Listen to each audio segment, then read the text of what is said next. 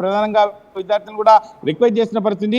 అదేవిధంగా మెదక్ జిల్లా రేగోడు మండలంలోని మరుపల్లి శివార్లో రోడ్డుపై నుండి వెళ్తున్న నీరు వల్ల ప్రయాణికులు చాలా ఇబ్బంది పడుతున్నారని ప్రధానంగా చేస్తుంది. అదేవిధంగా సిద్దిపేట జిల్లాకు సంబంధించి చూసుకున్నట్టయితే అన్ని కేంద్రాల వద్ద బారులు తీరుతున్నారు యూరియా కోసం. రైతులు మాత్రం ఈ వర్షపు నీటిలో గొడుగులు పట్టుకొని ప్రధానంగా ఈ రైతు వేదికల వద్ద సీరియస్ గా అందరూ కూడా మాకు యూరియా కావాలని చెప్పి ప్రధానంగా వర్షంను కూడా లెక్క చేయకుండా బారులు తీరిన పరిస్థితి. దీనికి సంబంధించి అన్ని చోట్ల కూడా రహదారులు ఈ వర్షపు నీటితో దిగ్బంధమని చెప్పుకోవచ్చు. అంటే దీనికి సంబంధించి వర్షపు నీరు చేరుకోవడంతో ప్రయాణికులకు కూడా చాలా ఇబ్బందులు ఎదుర్కొంటున్నారు. ఇప్పటికే అధికారులు చెప్తున్నారు ఖచ్చితంగా బయటికి వెళ్ళొద్దు, వర్షాలు 3-4 రోజుల పాటు కురిసే అవకాశం ఉంది కాబట్టి ఖచ్చితంగా బయటికి రావద్దని చెప్పి ఇప్పటికే అధికారులు అప్రమత్తం చేస్తున్న పరిస్థితి. దీనికి సంబంధించి కూడా ప్రజలు కూడా అప్రమత్తంగా ఉండి బయటికి వెళ్లకుండా తన ఆరోగ్యాలను కాపాడుకోవాలని చెప్పి ప్రధానంగా ఆర్టీవీ కూడా కోరుకుంటుంది.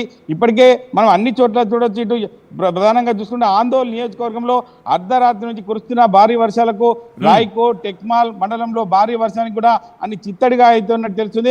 అదేవిధంగా ఎల్లుపేట వద్ద నర్సింగ్, అదేవిధంగా పెద్ద శంకరపేట ప్రధాన రహదారిపై వాగి పొలిపోతుండో పలు గ్రామాలు కూడా రాకపోకలు నిలిచిపోయాయి.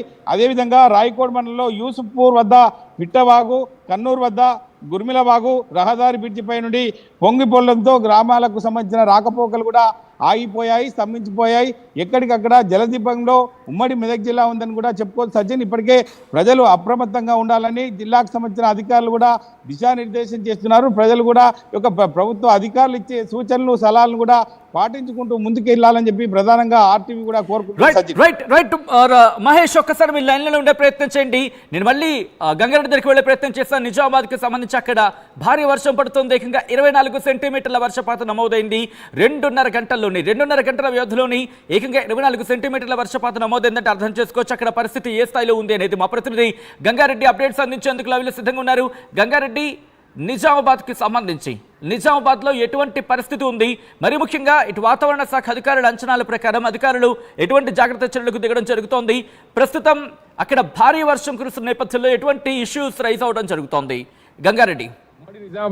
సచిన్, ఉమ్మడి నిజామాబాద్ జిల్లాలోని కామారెడ్డి జిల్లా సమీపంలో ఉన్న రాజంపేట మండలం అరగొండలో ఒక్కసారిగా 2 గంటల లోపే 24 సెంటీమీటర్ల వర్షం కురవడంతో ఆ ప్రాంతం కూడా జలమయమైంది. అక్కడ వర్షం కురిసిన నేపథ్యంలో పూర్తిగా ఆ ప్రాంత ప్రజలందరూ కూడా అలర్ట్ గా ఉండాలని చెప్పి జిల్లా కలెక్టర్ ఆదేశాలు జారీ చేశారు. దానికి అంతకు సంబంధించి భారీ వర్షాలు కురుస్తున్న నేపథ్యంలో వాగులు వంకలు పొంగి పొరుతున్నాయి. సీతాయిపేట, భీమేశ్వరం వాగు ఉధృతంగా, అదేవిధంగా కన్నాపూర్ వాగు ఉధృతంగా పారడంతో పల్వంచ వాగు, దాంతో పాటు సంగీతం వాగు మధ్యల చెరువు కూడా భారీగా పొంగి పొరుతున్న పరిస్థితి నెలకొంది. దాంతో పాటు భారీగా వర్షాలు కురుస్తున్న నేపథ్యంలో కామారెడ్డి జిల్లాను ఆరెంజ్ అలర్ట్ గా ప్రకటించింది వాతావరణ శాఖ. ఇప్పటికే భారీ వర్షాలు కురుస్తున్నా ఆ వర్షం నీరంతా కూడా సింగీతం ప్రాజెక్ట్ లోకి రావడం, సింగీతం ప్రాజెక్ట్ వద్ద రోడ్డు తెగిపోయిన పరిస్థితి నెలకొంది. దాంతో కురవడం ఒక్కసారిగా 2 గంటల్లోనే 24 సెంటీమీటర్ల వర్షం కురవడం అరగొండలో ఆ ప్రాంత నీరు రావంతా కూడా నిజాం సాగర్ వైపు, ఇటు బిక్నూరు వైపు రావడంతో బిక్నూరు వైపు ఉన్న జాతీయ రహదారి అంతపల్లి దగ్గర నీట మునిగింది. జాతీయ రహదారి పెద్ద రాకపోకలకు అంతరాయం కలిగింది. అదే వైపు ఇటు అరగొండ నీరు కూడా ఇటు నాగిరెడ్డిపేట, అదే వైపు నిజాం సాగర్, బిట్లం మండలాల వైపు వస్తుండడంతో పూర్తిగా ఆ నీరంతా కూడా నిజాం సాగర్ ప్రాజెక్టులు వస్తుంది. ఆ ప్రాంతంలో కూడా ఏదైతే బొగ్గు గుడిసె దగ్గర కూడా వాగు పొంగిపోవడంతో ఆ ప్రాంత ప్రజలకు కూడా ఇబ్బందులు ఏర్పడ్డాయి. ఎప్పటికప్పుడు ఎన్డీఆర్ఎఫ్ బృందాలు వారందరినీ కూడా రక్షించే ప్రయత్నాలు చేస్తున్నాయి. నిజాం సాగర్ ను 11 గేట్లు ఎత్తి మంజీరాలకు నీరు వదలడం ద్వారా ఆ నీరంతా కూడా గోదావరి ద్వారా శ్రీరామ్ సాగర్ ప్రాజెక్టులోకి వెళ్తుంది. శ్రీరామ్ సాగర్ ప్రాజెక్టు కూడా 8 గేట్లు ఎత్తి 40,000 క్యూసెక్ల నీటిని గోదావరిలోకి వదిలిన పరిస్థితి. ఉమ్మడి నిజామాబాద్ జిల్లాను ఇప్పటికే ఆరెంజ్ అలర్ట్ గా ప్రకటించింది వాతావరణ శాఖ. ఇప్పుడు వర్షం కూడా కురుస్తున్న పరిస్థితి నెలకొంది. మరి 2 రోజుల పాటు ఈ భారీ వర్షాలు ఉంటున్న నేపథ్యంలో ప్రజలు అప్రమత్తంగా ఉండాలని చెప్పి ఉమ్మడి నిజామాబాద్ జిల్లా కలెక్టర్లు ఆదేశాలు జారీ చేశారు. నిజామాబాద్ జిల్లా కలెక్టర్ వినయ్ కృష్ణారెడ్డితో పాటు నిజామాబాద్ పోలీస్ కమిషనర్ సాయి చైతన్య, అదేవిధంగా కామారెడ్డి జిల్లా కలెక్టర్, అదేవిధంగా ఆశీష్ సంగ్వాన్, రాజేష్ చంద్ర ఇద్దరు కూడా ప్రజలను అప్రమత్తం చేసిన పరిస్థితి నెలకొంది. సచిన్, రైట్. గంగారెడ్డి, ఒక్కసారి మీ లైన్లో ఉండే ప్రయత్నం చేయండి. ఇటు నిజామాబాద్, వరంగల్ తో పాటు మెదక్ లో ఎటువంటి సిచ్యువేషన్ ఉంది? తెలంగాణకు భారీ వర్ష సూచన జారీ చేస్తున్న వాతావరణ శాఖ. ఈ నేపథ్యంలో ఎక్కడ ఎటువంటి పరిస్థితులు ఉన్నాయనేది రిపోర్టింగ్ అందించే ప్రయత్నం చేస్తుంది ఆర్టీవీ. ఒక్కసారి వరంగల్ వెళ్లే ప్రయత్నం చేద్దాం. వరంగల్ కూడా భారీ వర్షాలు పడుతున్నాయి. మరి ముఖ్యంగా వరంగల్ కి సంబంధించి కొన్ని ప్రాంతాల్లో ఇటు 10 సెంటీమీటర్లకు పైగా వర్షపాతం నమోదవుతున్న సిచ్యువేషన్ గా తెలుస్తోంది. ఈ క్రమంలో వరంగల్లో పరిస్థితి ఏంటి? మా ప్రతినిధి వెంకటరత్నం అప్డేట్స్ అందించేందుకు సిద్ధంగా ఉన్నారు. వెంకటరత్నం, ప్రస్తుతం వరంగల్లో ఎటువంటి పరిస్థితులు ఉన్నాయి? భారీ వర్షాల నేపథ్యంలో అక్కడ ప్రజలు ఎటువంటి ఇబ్బందులు పడడం జరుగుతోంది? సచిన్, యాజ్ యూజువల్ గా వాతావరణ శాఖ చెప్పినట్టుగానే 10 సెంటీమీటర్ల వర్షపాతం కూడా ఇక్కడ నమోదవుతున్నటువంటి పరిస్థితి. ఉమ్మడి వరంగల్ జిల్లాలో హనుమకొండ, అలాగే వరంగల్, జనగామ, మహబూబాబాద్, జయశంకర్ భూపాలపల్లి, అలాగే ములుగు, ఈ 6 జిల్లాలలో కూడా వర్షపాతం కూడా నిన్న రాత్రి నుండి ఇక్కడ కంటిన్యూగా పడుతూనే ఉంది. మధ్య మధ్యలో కొంత గ్యాప్ ఇచ్చుకుంటూ పడుతున్నటువంటి పరిస్థితి. ముఖ్యంగా ఒకేసారి వర్షం కూడా పడట్లేదు, కానీ కంటిన్యూస్ గా పడుతున్నటువంటి పరిస్థితి. దీని నేపథ్యంలో ఇదివరకే గతంలోనే ఉమ్మడి వరంగల్ జిల్లా వ్యాప్తంగా కూడా కొన్ని చెరువులు, కుంటలు కూడా నిండిపోయినటువంటి పరిస్థితి.